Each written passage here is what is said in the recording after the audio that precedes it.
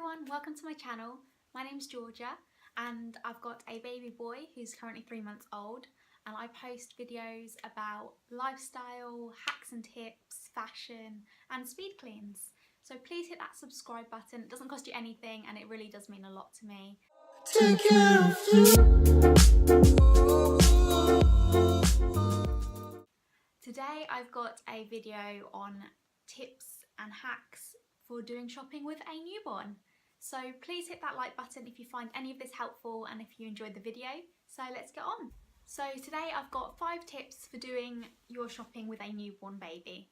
So tip number 1 is to do it online. So I've been there around the supermarket trying to do it with a newborn. You've got a few options. You can either take someone with you, and there's not always someone available. When my partner finally finishes work at night, it's so late and we can't be bothered.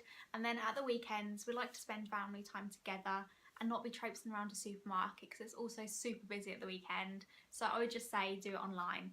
You can just go yourself and the baby, but then that becomes a whole nother load of tricky.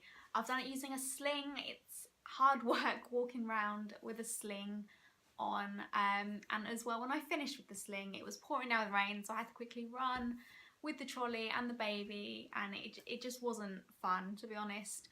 You can also use one of those trolleys where you put the car seat on top, but I'd say I'm quite short because I'm 5'2", but it doesn't matter how tall you are because that sits like right up here and there's no way you can see where you're going with that on there as well. So I would just say, all in all, easier to do it online. Number 2 is to always check what you've got in the house before you start, because it can be quite a lengthy process going through online.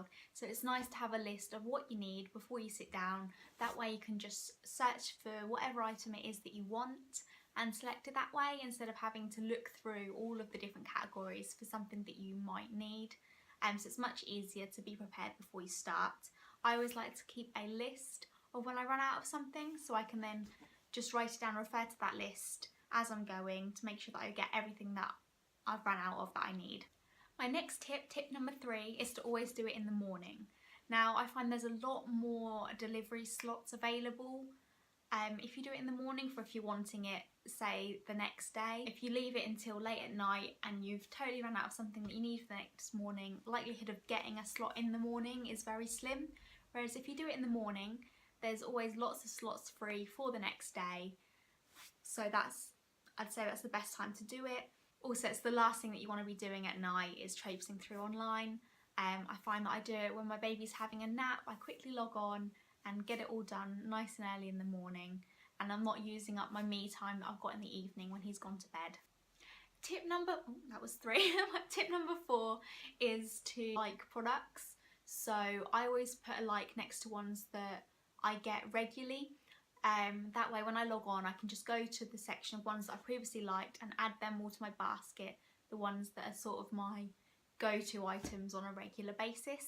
And then tip number 5 is to have a good clear out of your fridge before everything arrives. Anything that might have gone out of date that you haven't used, just get rid of it, have a good clear out, and make sure all of your sides in your kitchen are clear as well, so that when your stuff arrives you can literally just put it all out and put it all straight away without having to sort through anything. So that was my 5 tips. One more thing I do just want to add is to make sure that you've eaten before you do a food order. It's the same as when you go to a supermarket as well. Make sure you eat first, because I find that if I haven't eaten and I'm hungry, my stomach takes over and I end up ordering so much more than I actually need. So that is a massive, massive tip for me. Make sure that you eat first. So yeah, I hope you've enjoyed these tips and hacks for doing your shopping with a newborn and shopping online.